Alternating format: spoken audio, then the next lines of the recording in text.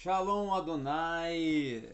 Estamos todos bem nesse dia, mais uma gravação, mais uma aula, mais um momento juntos para construirmos, para alcançarmos cada vez maior desenvolvimento dentro da proposta que estamos desenvolvendo, realizando, cumprindo dessas aulas na proposta e no assunto da história da igreja, transcorrendo a cada aula um assunto novo, uma etapa nova dentro desse contexto histórico da igreja.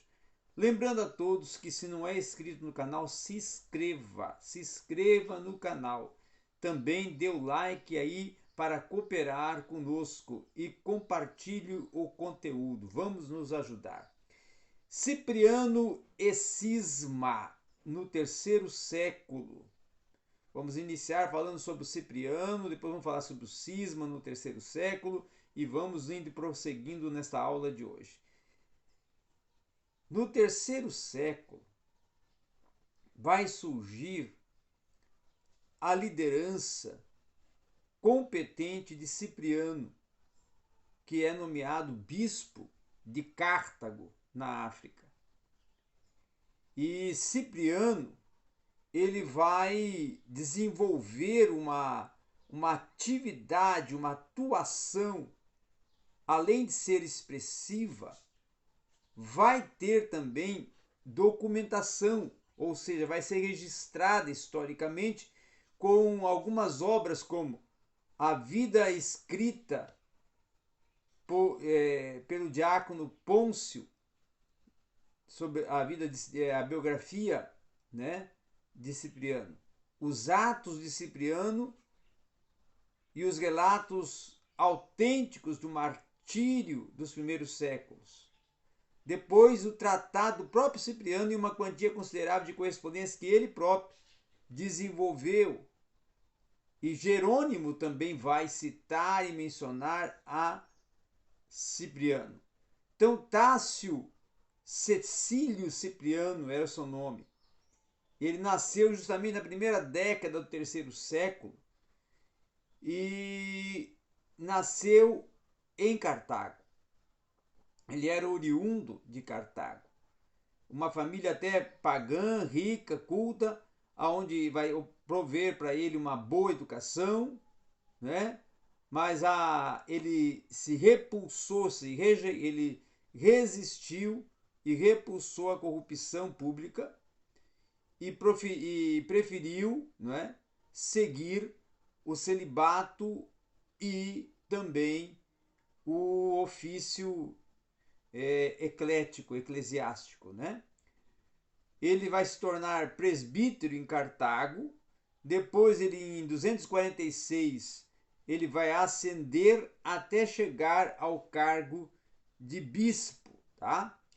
Na perseguição de Décio, em 250 depois de Cristo, ele vai fugir da cidade de Cartago, tá? Porque ali já havia sido ceifada a vida, né, de Fabiano, que era o bispo de Roma. Então, Cipriano vai se defender e a única forma era fugir, tá? E durante essa ausência de Cipriano, alguns dos seus confessores vão conceder cartas de perdão aos lápses, tá? Aqueles que haviam se desviado da perseguição e exigiam uma reconciliação imediata à igreja, tá? E eles recorriam automaticamente à opinião da igreja de que aqueles que confessavam a fé sobre a perseguição recebiam uma medida especial do Espírito Santo e assim tinham o direito de estar perdoando e exercendo o privilégio do presbitério. Cipriano então vai objetar, dizendo que essa ação ela deveria aguardar o retorno da paz, quando os bispos pudessem realmente se reunir e toda a igreja pudesse chegar a um acordo quanto a uma política unificada para os denominados apóstatas que desejassem perdão e retorno à igreja. Então, um diácono felicíssimo, né, vai liderar um cisma, ao qual vai se juntar 5 presbíteros que se haviam oposto à eleição de Cipriano, em apoio esses à ação dos seus confessores. Cipriano irá retornar a Cartago, isso em 251 após a morte de Décio, e em um sínodo de bispos ele vai confirmar a sua posição, excomungando os antagonistas, tá? Ao mesmo tempo ele vai surgir ali um cisma em Roma, dessa vez até proposto por alguns rigoristas, liderado pelo próprio Novaciano, né? O qual vai se propor e vai até, vamos dizer assim, pedir, né, de que essa reconciliação dos apóstolos venha a ser rejeitada. Os anos restantes da vida de Cipriano vão ser ocupados por atividades em uma época até bastante tempestuosa, tá? Da igreja, e ele vai continuar a trabalhar pela unidade da igreja, isso em Cartago, né? E em outros lugares, não só na África, mas também em outros lugares, a fim de até estabelecer a ordem e a própria estabilidade, né? Há uma igreja ameaçada, desanimada, e também uma peste devastadora, em cujo período, né, os cristãos ativos no cuidado aos doentes estariam influenciando muito o abrandamento e a oposição dos pagãos. Cipriano ele vai se envolver em uma controvérsia acerca do rebatismo com Estevão, que é bispo de Roma, e imediatamente vai ser resolvida essa pendência por causa da morte dele em 256 e da expulsão daquele em 257. Então Cipriano vai ser trazido de volta para Cartago e aí em 258 ele é decapitado, tá?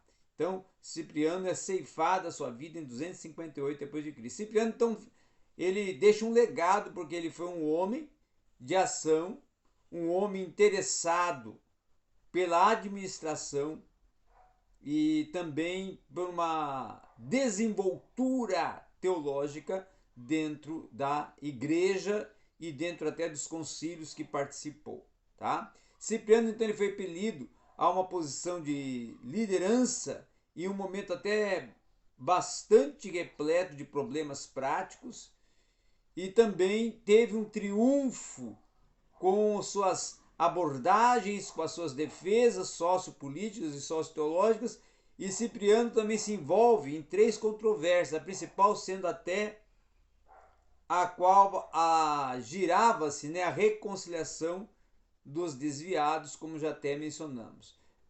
Cipriano também ele defendia um meio termo, que fazia distinções de acordo com a gravidade da transgressão cometida. Então, aqueles que haviam chegado a um ponto, ou até o ponto, né, melhor dizendo, de sacrificar, deviam até ser disciplinados, mas poderiam também ser reconciliados à igreja no momento da morte, e isso iria ensinar a gravidade do pecado, mas lhes permitiria morrer na paz da igreja e assim vir a conferir a consciência e uma garantia de salvação. Na época de Cipriano, a disciplina penitencial pública ela incluía os mesmos elementos dos 50 anos antes, mas era também bastante estruturada, tá? E bastante desenvolvida.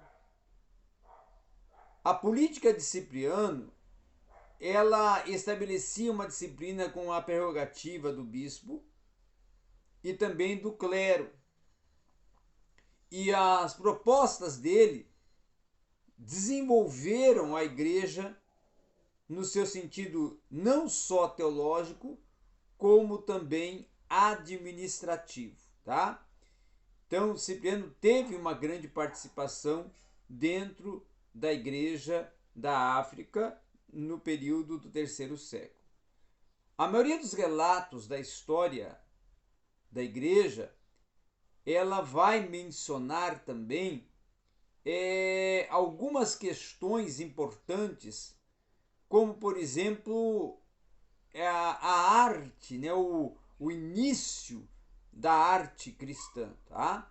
Então, esse estilo, essa técnica arquitetônica e artística, ela vai se apropriar dentro do contexto histórico da igreja de momentos de da arte antiga, da antiguidade da arte, né, tardia, e também de alguns artesãos e artistas cênicos que de destaque no terceiro século. Então as pinturas eram frequentes em cenas decorativas de plantas naquele período, de aves, e tratavam de acontecimentos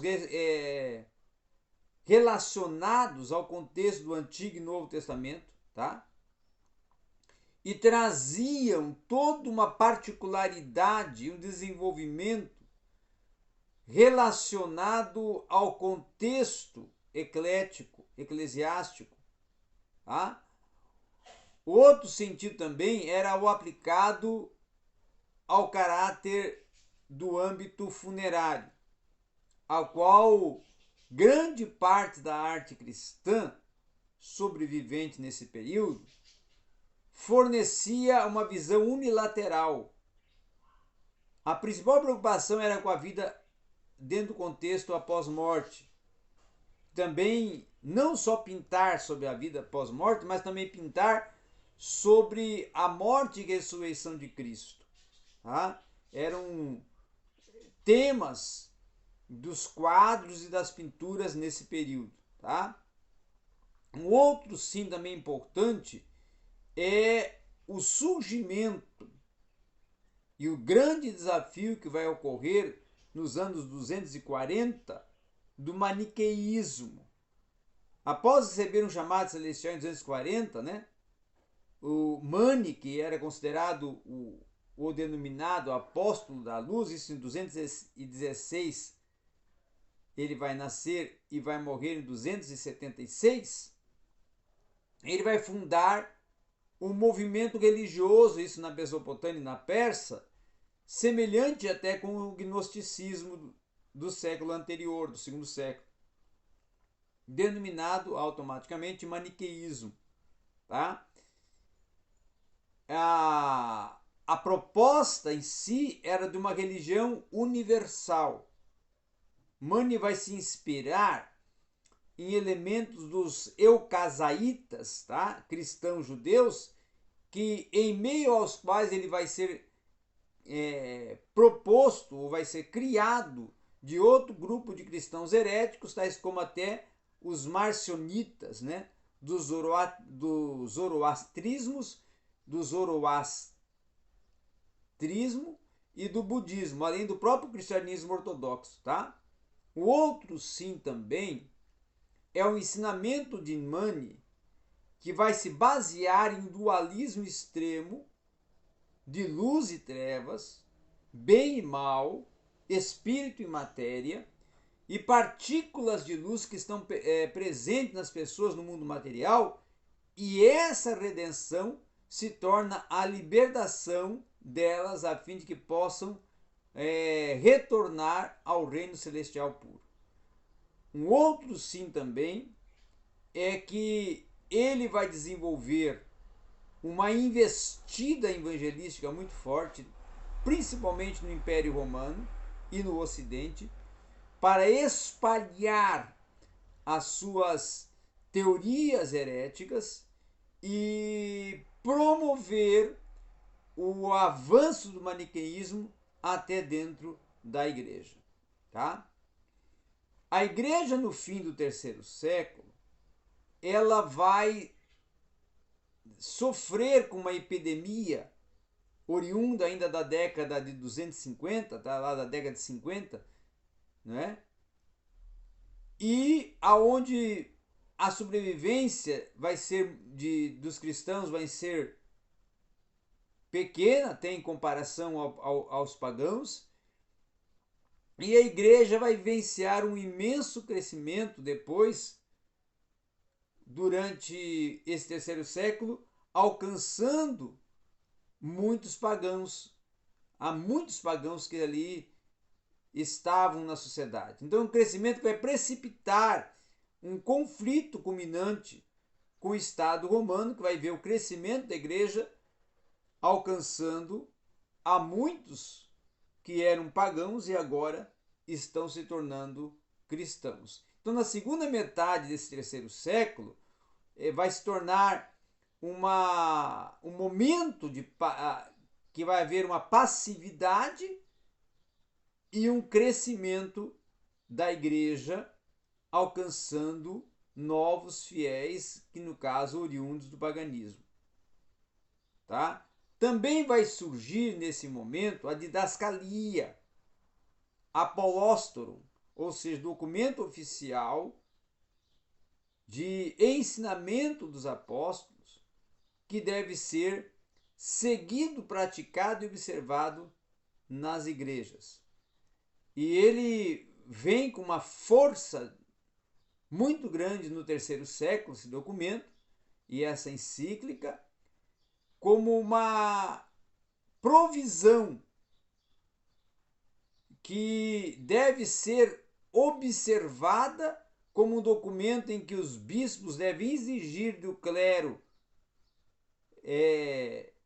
não só ensinar, transmitir, mas fazer ser observado. Tá? Então o bispo, ele, dentro desse contexto todo eclesiástico e administrativo, no terceiro século ele era auxiliado por presbíteros que atuavam como os conselheiros, principalmente aqueles grandes concílios tinham os presbíteros como seus conselheiros e também administradores, tá? Os diáconos já era para auxílio aos presbíteros e também aos bispos. Havia também uma ordem naquele período de viúvas que a responsabilidade era sobretudo para orar e para a visitação, tá? Então, esse era o desenvolvimento mais, vamos dizer assim, no âmbito administrativo e eclesiástico nesse período do terceiro século. Nesse período também vai surgir a teologia dos dois Dionísios. O Dionísio de Alexandria, tá? E o Dionísio, bispo de Roma. O Dionísio de Alexandria, que vai ter grande papel em controvérsias do terceiro século, ele vai apoiar a Cornélio de Roma contra a ideia de Novaciano, tá? De negar inclusive perdão aos desviados, a perseguição deciana. Já o Dionísio de Roma, ele vai insistir no rebatismo de hereges e de cismáticos e vai se opor ao milenarismo do bispo egípcio Nefos, tá?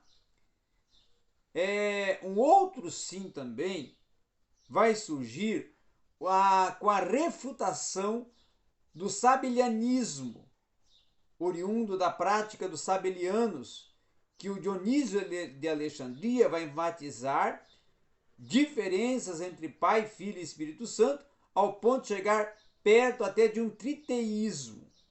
E por essas declarações ele vai ser repreendido pelo Dionísio de Roma, que vai pedir um esclarecimento, defendendo uma ortodoxia, discutindo sobre a semelhança da natureza entre filho e pai, não é?